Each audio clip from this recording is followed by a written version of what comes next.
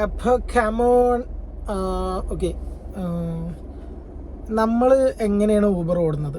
നമ്മളല്ല, ഞാൻ. ഓക്കെ, എൻ്റെ കാര്യങ്ങൾ, അതായത് എൻ്റെ ഏണിങ്സും കാര്യങ്ങളൊക്കെയാണല്ലോ ഞാൻ അതിൽ ഷെയർ ചെയ്യുന്നത്. അപ്പോൾ എൻ്റെ പേഴ്സണലായിട്ട്, അല്ലെങ്കിൽ ഞാൻ പേഴ്സണലായിട്ട് എങ്ങനെ ട്രിപ്പ് എടുക്കുന്നു, അല്ലെങ്കിൽ എങ്ങനെ ഓടുന്നു, എൻ്റെ ടൈം എങ്ങനെ മാനേജ് ചെയ്യുന്നു, എൻ്റെ എക്സ്പെൻസ് എങ്ങനെ കാൽക്കുലേറ്റ് ചെയ്യുന്നു, അല്ലെങ്കിൽ എൻ്റെ ഒരു ടാർഗറ്റ് എങ്ങനെ മാനേജ് ചെയ്യുന്നു, അതിനെ പറ്റിയിട്ട് എൻ്റെ റേറ്റിംഗ് എങ്ങനെ കീപ്പ് ചെയ്യുന്നു ഊബറിൻ്റെ, അതിനെ പറ്റിയിട്ട് ഉള്ളൊരു ചെറിയ വീഡിയോ ആണിത്. ഓക്കെ, അപ്പോൾ എല്ലാവരും കാര്യങ്ങളൊക്കെ ഒന്ന് മനസ്സിലാക്കി വെക്കുക.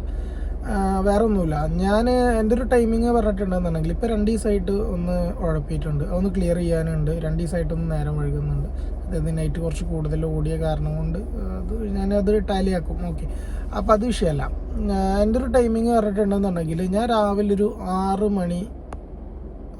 മണിക്ക് അലാറം വെച്ചിട്ട്, അല്ലെങ്കിൽ ഒരു 5:30 മണിക്ക് അലാറം വെക്കും. ഞാൻ 5:30 മണിക്കാണ് എൻ്റെ അലാറം ഉള്ളത്. ഓക്കെ, പക്ഷെ 5:30 മണിക്ക് തന്നെ അലാറം വെച്ചിട്ട് ഒരു 7 മണിയാകുമ്പോഴത്തേനും സ്റ്റാർട്ട് ചെയ്യും. 1.5 മണിക്കൂർ എനിക്ക് എണീക്കാൻ വേണം. അപ്പോൾ ഒരു 7 മണിയാണ് എൻ്റെ ഒരു സ്റ്റാർട്ടിങ് ടൈം, ഒരു 7 to 10 മണി വരെ. ഓക്കെ, ചിലപ്പോൾ ഒരു 9 മണിയൊക്കെ ആകുമ്പോഴത്തേനും ഏകദേശം എൻ്റെ ഒരു ടാർഗറ്റോ അല്ലാന്നുണ്ടെങ്കിൽ ഏകദേശം ഞാൻ നിയർ ബൈ റൂമിൻ്റെ ഏതെങ്കിലും സൈഡിലൊക്കെ ആണെന്നുണ്ടെങ്കിൽ ചിലപ്പോൾ ഒരു 9 മണി ആകുമ്പോഴത്തേനും കുട്ടി കയറും. ഓക്കെ, എല്ലാന്നുണ്ടെങ്കിൽ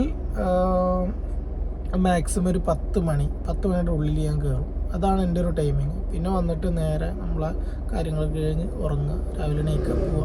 ഇതാണ് എൻ്റെ ഒരു ഊബർ ടൈമിങ് പറഞ്ഞിട്ടുണ്ടെന്നുണ്ടെങ്കിൽ. ഇനി ഇറങ്ങിക്കഴിഞ്ഞിട്ടുണ്ടെങ്കിൽ സ്റ്റാർട്ടിങ് ട്രിപ്പ് മുതൽ കിട്ടുന്ന എല്ലാ ട്രിപ്പും, പറഞ്ഞ ട്രിപ്പും ഞാൻ എടുക്കും. നമ്മളെ മുന്നത്തെ വീഡിയോയിലൊക്കെ പറഞ്ഞ മാതിരി ഇന്ന ട്രിപ്പിനായിട്ട് കാത്തിരിക്കൊന്നുമില്ല. ഏത് ട്രിപ്പാണെങ്കിലും ഞാൻ എടുക്കും. ചില ട്രിപ്പുകൾ ചിലപ്പോൾ നമുക്ക് ഒരു 5 കിലോമീറ്റർ 10 കിലോമീറ്റർ ഒക്കെ പോയിട്ട് എടുക്കേണ്ടിയൊക്കെ വരും. അങ്ങനത്തെ ചില ട്രിപ്പുകൾ, ചെറിയ നമ്പർ ഓഫ് ട്രിപ്സ്, അത് എപ്പോഴും അങ്ങനെ കിട്ടണമെന്നൊന്നുമില്ല. സ്ട്രെയിഞ്ചായിട്ട് എപ്പോഴെങ്കിലൊക്കെ അങ്ങനത്തെ ട്രിപ്പുകൾ കിട്ടുള്ളൂ. അപ്പോൾ അങ്ങനത്തെ ചില ട്രിപ്പുകൾ ഞാൻ ഒഴിവാക്കും. അതല്ലാതെ ബാക്കിയുള്ള എല്ലാ ചാർപ്പാറ ട്രിപ്പുകളും ഞാൻ എടുക്കും. പിന്നെ രണ്ടാമത്തെ കാര്യം, നമുക്കൊരു ടാർഗറ്റ് ഉണ്ടാവണം. ഓക്കെ, ഞാൻ ഡെയിലി എൻ്റെ എക്സ്പെൻസ് കഴിഞ്ഞിട്ട് ഇത്ര ഉണ്ടാക്കുക എന്നുള്ളൊരു എമൗണ്ട് നമുക്ക് വേണം. അതൊരു 1000 ആയിക്കോട്ടെ, 1500 ആയിക്കോട്ടെ, അതെനിക്ക് കിട്ടണം ഡെയിലി എന്നുള്ളൊരു മൈൻഡിൽ വെച്ചിട്ട് ഓടുക. ഒരു മിനിമം എമൗണ്ട്, അതിൽ കൂടുതൽ നിങ്ങളെ കൊണ്ട് പറ്റുകയാണെങ്കിൽ ഉണ്ടാക്കുക.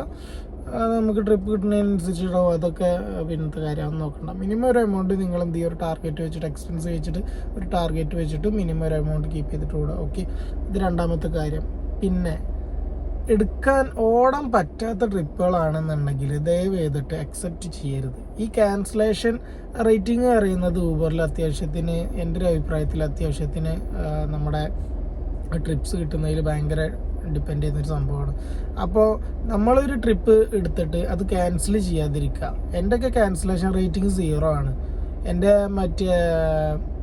അതായത് 5 സ്റ്റാർ റേറ്റിംഗ് ഏകദേശം 4.8 സംതിങ് ആയതായിരുന്നു ഔട്ട് ഓഫ് 5.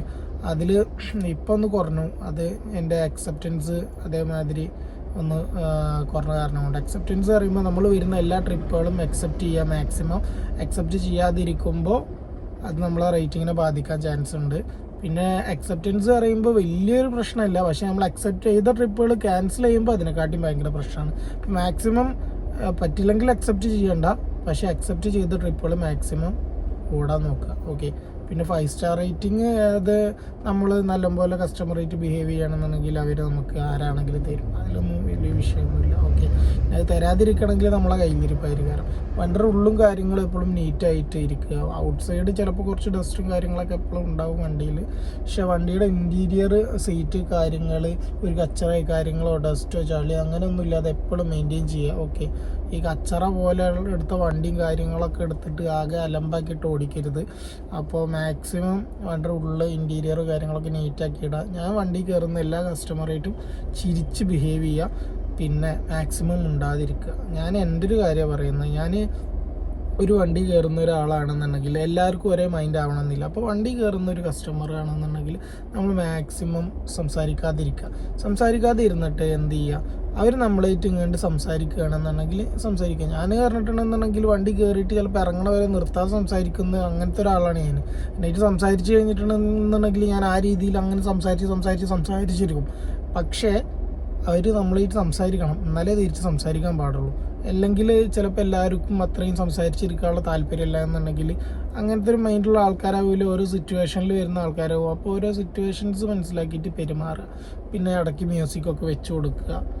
മ്യൂസിക്കും എല്ലാവർക്കും ഇഷ്ടപ്പെടണമെന്നില്ല, അപ്പോൾ കസ്റ്റമർ നോക്കിയിട്ട് മ്യൂസിക്കൊക്കെ വെച്ച് കൊടുക്കുക. ഓക്കെ, ചിലപ്പോൾ പല സിറ്റുവേഷനിൽ നിന്നും അല്ലെങ്കിൽ പല സ്ഥലങ്ങളിലേക്കും പല മെൻറ്റാലിറ്റിയിലും ട്രാവൽ ചെയ്യുന്ന ആൾക്കാരായിരിക്കും. അപ്പോൾ എല്ലാവർക്കും ഈ മ്യൂസിക് ഇഷ്ടപ്പെടണമെന്നില്ല, സംസാരിക്കണത് ഇഷ്ടപ്പെടണമെന്നില്ല. അപ്പോൾ നമ്മൾ എന്ത് ചെയ്യുക, അതൊക്കെ അനുസരിച്ചിട്ട് കസ്റ്റമറായിട്ട് ബിഹേവ് ചെയ്യുക. അവർക്ക് എന്തെങ്കിലും വേണ്ട കാര്യങ്ങൾ ചെയ്ത് കൊടുക്കുക. AC കാര്യങ്ങൾ ഇപ്പോൾ ഭയങ്കര ചൂടാണ്, അപ്പോൾ അതൊക്കെ ഇട്ട് കൊടുത്തിട്ട് നമ്മൾ ഭയങ്കര നീറ്റ് ആൻഡ് ക്ലീൻ ആയിട്ട് എപ്പോഴും ഒരു സ്റ്റാൻഡേർഡ് ലെവലിൽ എന്ത് ചെയ്യുക, ബിഹേവ് ചെയ്യുക. ഓക്കെ, അതെപ്പോഴും അപ്പോൾ അങ്ങനത്തെ കാര്യങ്ങൾ മെയിൻറ്റെയിൻ ചെയ്യുക. എക്സ്പെൻസിൻ്റെ കാര്യം ഞാൻ പറഞ്ഞു. ഇപ്പോൾ എല്ലാവർക്കും കൂടുതൽ ഡൗട്ട്സ് ഉള്ളൊരു കാര്യമാണ് നമ്മുടെ CNG എങ്ങനെയാണെന്നുള്ളത്. CNG ഞാൻ മാക്സിമം നൈറ്റ് കയറുന്നതിൻ്റെ മുന്നേ ഫുൾ ടാങ്ക് ആക്കിയിട്ടാണ് കയറുക. കാരണം നൈറ്റ് കുറച്ച് ക്രൗഡ് കുറവാകും പമ്പിൽ CNG. അപ്പോൾ ഞാൻ മാക്സിമം ഫില്ല് ചെയ്തിട്ടാണ് കയറുക. ഇനി ഫില്ല് ചെയ്യാൻ പറ്റിയിട്ടില്ല എന്നുണ്ടെങ്കിൽ പിന്നെ പിറ്റേ ദിവസം 2 കട്ടാവും. എപ്പോഴാണ് 2 കട്ടാവും അപ്പോൾ ഫില്ല് ചെയ്യും. ഞാൻ എപ്പോഴും 2 പോയിന്റ് CNG നിൽക്കുമ്പോഴാണ് ഞാൻ ഫില്ല് ചെയ്യലുള്ളൂ. അല്ലാതെ ഹാഫ് ടാങ്ക് CNG ആകുമ്പോൾ ഞാൻ ഓടിക്കൊണ്ടിരിക്കുമ്പോൾ ഒരു പമ്പ് കണ്ടാൽ നേരെ പോയി കയറിയിട്ട് ഫില്ല് ചെയ്യില്ല. അത് എനിക്ക് ഭയങ്കര നഷ്ടമായിട്ടാണ് എനിക്ക് ഫീൽ ചെയ്തിട്ടുള്ളത്. കാരണം അങ്ങനെ ഫില്ല് ചെയ്യുമ്പോൾ ഭയങ്കര ലോസ് ആയിട്ടുള്ള പോലെ എനിക്ക് തോന്നും കാൽക്കുലേറ്റ് ചെയ്യുമ്പോൾ. അപ്പോൾ ഞാൻ എപ്പോഴും 2 പോയിന്റ് CNG ആകുമ്പോൾ ഓഫ്ലൈനിൽ ഇട്ടിട്ട് പോയിട്ട് CNG ഫില്ല് ചെയ്യും. CNG ഫില്ല് ചെയ്തതിന് ശേഷം ഓൺലൈനിൽ ഇട്ടിട്ട് വീണ്ടും റൺ ചെയ്യും. അപ്പോൾ എനിക്ക് എങ്ങനെ പോയാലും ഒരു 550, 560 ആ റേഞ്ചിലാണ് CNG ഫില്ല് ചെയ്യാൻ ആവശ്യം വരുന്നുള്ളൂ, അങ്ങനെ ഫില്ല് ചെയ്യുന്നതുകൊണ്ട് തന്നെ. ഓക്കെ, അപ്പോൾ അതാണ് രണ്ടാമത്തെ കാര്യം. അതായത് ഞാൻ അറൗണ്ട് ഒരു 3500 റേഞ്ചിൽ 2 CNG ഫില്ല് ചെയ്യുമ്പോൾ ഞാൻ ഓടുന്നുണ്ട്. അതായത് ഏകദേശം എനിക്ക് എൻ്റെ എക്സ്പെൻസ് കഴിഞ്ഞിട്ട് എങ്ങനെ പോയാലും ഒരു 2400 ആ റേഞ്ചിൽ ഏൺ ചെയ്യാൻ പറ്റും. ഓക്കെ, അല്ലാന്നുണ്ടെങ്കിൽ ഒരു 2000 പ്ലസ് 2000 എബോ എനിക്ക് എന്തായാലും ഏൺ ചെയ്യാൻ പറ്റും. ഒരു 3000 റേഞ്ചിൽ ഓടുകയാണെന്നുണ്ടെങ്കിൽ